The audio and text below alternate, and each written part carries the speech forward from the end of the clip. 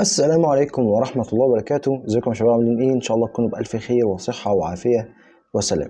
الفيديو دوت مهم جدا جدا ان انت تسمعه وتتفرج عليه للآخر، علشان فعلا الكلام اللي انا هقوله بإذن الله هيكون كلام مهم، ولازم ان احنا نبتدي نطبقه من دلوقتي اول لما نسمع الفيديو بإذن الله. للأسف احنا دلوقتي بقينا في زمن كله فتن وكله ابتلاءات، والحرام بقى سهل جدا جدا الوصول ليه. يعني الحرام بقى متوفر لك ان انت وقت ما تعوزه هتلاقيه موجود وعادي جدا بكل سهولة وبدون صعوبة ولا اي مشقة هتوصل له.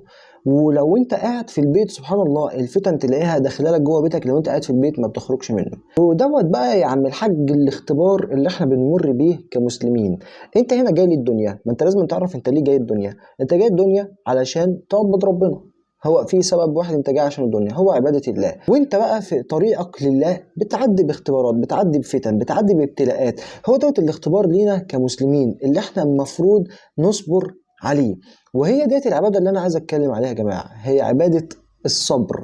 لازما في الزمن دوت اللي هو كله فتن، كله ابتلاءات، كل حاجة قدامك متاحة ان انت تقدر تعملها بدون اي حتى مجهود، محتاجين في الوقت ده فعلا ان احنا نصبر على الفتن والابتلاءات ونتمسك بحبل الله، ونسأل ربنا ان هو يحمينا من الفتن ما ظهر منها وما بطن. الرسول صلى الله عليه وسلم قال: يأتي زمان على الناس الصابر فيه على دينه كالقابض على الجمر. فاحنا في الزمن دوت يعني والله اعلم، ففي الزمن دوت احنا محتاجين ان احنا نصبر يا جماعة، نتعلم يعني ايه اصلا صبر، وازاي يكون عندنا صبر ان احنا نتحمل الفتن ديت والابتلاءات ديت ونصبر عليها لحد ما ربنا يخرجنا من الدنيا ديت على خير بإذن الله ويحسن خاتمتنا. لان يا جماعة احنا لا نملك لانفسنا اي شيء، مفيش انسان يملك لنفسه اي شيء ولا يقدر ان هو يحمي نفسه من الفتن ديت لوحده. فلازم يكون في عندك حاجتين: الصبر والاستعانة بالله. تصبر وتستعين بالله، تصبر على الفتن وتصبر على الابتلاءات وتصبر على الحاجات اللي احنا بنمر بيها دي كلها، وتستعين بالله وانت بتصبر علشان تقدر ان انت تعدي من الفتن ديت والابتلاءات ديت وخارج منتصر باذن الله، وتفوز بالجنه اللي انت اصلا جاي الدنيا ديت علشانها. انت جاي بتعبد ربنا علشان انت عايز الجنه، فانت المفروض بتعدي بشويه اختبارات، بتعدي بقى بالابتلاءات اللي احنا قلنا عليها دلوقتي. فلو انت ما عندكش صبر، لو انت ما عندكش الاستعانه بالله، فانت مش هتقدر ان انت تتعامل مع الابتلاءات دي، مش هتقدر ان انت تقاوم الفتن والمغريات اللي قدامك كلها ديت. الاستعانة بالله يا جماعة مهمة جدا، فحاول ان انت تصبر وتتمسك بالطاعات. يعني ابتدي احفظ قرآن، ابتدي صوم اثنين وخميس، ابتدي قيم الليل، ابتدي خلي ليك ورد يومي من الأذكار، خلي ليك ورد يومي من قراءة القرآن. اعمل الطاعات اللي هي تقربك من ربنا أكتر وتعينك على ان انت تتغلب على الفتن دي، تعينك ان انت تتغلب على الابتلاءات ديت. لان انت لو ما عندكش اي حاجة سنداك ان انت تقدر تقاوم الفتن ديت فانت هتقع بكل سهولة. وطبعا ما تتغرش في نفسك وتفتكر ان لو في طاعات معينة انت بتعملها ان انت بتعملها بمزاجك، لا، ده هو ده بقى الاستعانة بالله. ده ربنا هو اللي بيعينك وبيوفقك للطاعات ديت علشان تقدر ان انت تقاوم الفتن اللي بتجيلك ديت. يعني ما فيش اي مجهود منك انت بتبذله بتاتا، يعني من رحمة ربنا وفضل ربنا ان هو تلاقيه بيوفقك للطاعات وبيخليك تقدر ان انت تتغلب على الفتن ديت وتعدي من الابتلاءات ديت.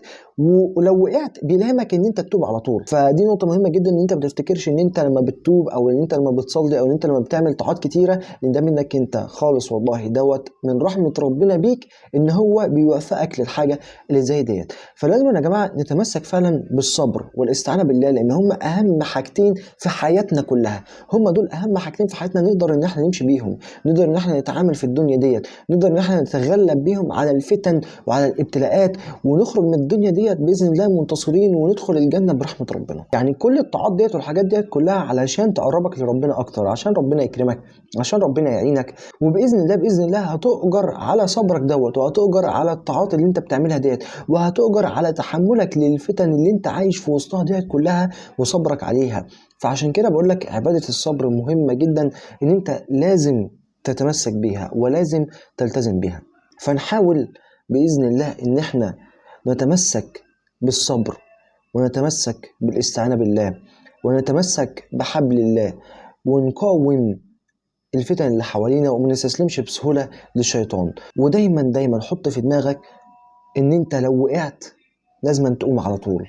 يعني مفيش إنسان ما بيذنبش، مفيش إنسان ما بيغلطش، ولكن فكرة لما تغلط وتذنب لازم يكون عندك حته ان انت التوبه بسرعه، ما تاجلش التوبه. يعني لازم تتوب بسرعه، ما تفضلش تاجل في التوبه، لان انت مش ضامن عمرك. فديت اهم حاجه كان المفروض ان احنا نتكلم فيها، والناس مش واخده بالها منها، حتى انا ما كنتش واخد بالي منها ابدا، ولكن الحمد لله يعني. فنحاول ان احنا نصبر ونستعين بالله ونتمسك بكل الكلام اللي انا قلته دوت. فالفيديو دوت تذكره ليا وليكم، لان انا فعلا كنت شايف ان احنا مهملين الحاجات ديت، فدوت تذكره ليا وليكم. ونحاول ان احنا نلتزم بالكلام دوت يا جماعه، ونسال ربنا ان هو يعيننا على طاعته، وان هو يرزقنا الفردوس الاعلى من الجنه بغير حساب ولا سابقه عذاب، ويعيننا على طاعته، ويعيننا على التغلب على الفتن والابتلاءات ديت. الفيديو بسيط، اتمنى تكون استفدت منه. وما تنساش ان انت تعمل لايك للفيديو وتشير الفيديو لكل اصحابك ولكل الناس اللي تعرفهم، علشان هم كمان يستفادوا. جزاكم الله خيرا، والسلام عليكم ورحمة الله وبركاته.